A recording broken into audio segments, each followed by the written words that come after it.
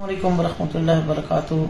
تو کسی ذاتی اختلاف کی وجہ سے میں الحمدللہ ثم الحمدللہ پہلے اہل حدیث تھا، تقریباً ساری زندگی میری اہل حدیث اسٹیج پہ گزری، تو کسی وجہ سے ذاتی اختلاف کی وجہ سے میں بریلوی اسٹیج پہ چلا گیا۔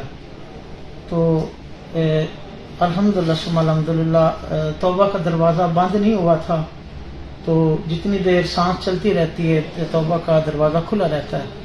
الحمدللہ ثم الحمدللہ مجھے اللہ تبارک تعالیٰ نے توفیق عطا فرمائی، تو میں تقریباً قرآن و حدیث سے دور چلتا گیا، نکلتا رہا۔ اس دوران میرے سے مولانا محی الدین کنگن پوری صاحب، مولانا نواز چیمہ صاحب، سہیل شاکر صاحب اور حضرت علامہ شیخ خالد علی سسری صاحب بارہا رابطے میں رہے اور مجھے بارہا قرآن و حدیث کی روشنی میں بیانات فرماتے رہے۔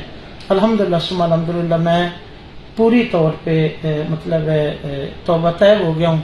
انشاءاللہ اگر میری پوری زندگی جتنی دیر میری سانس چلتی رہے گی میں مسلک اہل حدیث پہ مجھے موت آئے گی تو مجھے فخر ہوگا انشاءاللہ۔ الحمدللہ ثم الحمدللہ۔